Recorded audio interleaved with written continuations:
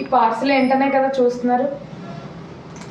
మన దివా డ్రై ఫ్రూట్స్లో కొత్త అప్డేట్ అయితే చేస్తున్నాం. అదే ఈ పార్సిల్.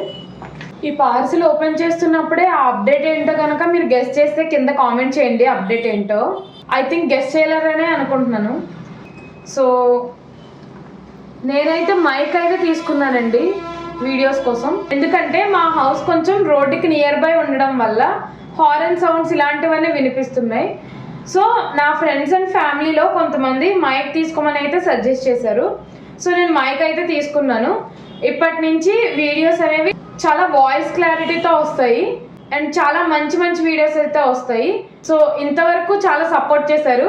ఇప్పుడు మన దివా డ్రై ఫ్రూట్స్కి 300 ఫాలోవర్స్ అయితే ఉన్నారు. థ్యాంక్స్ ఫర్ ద సపోర్ట్ అండి.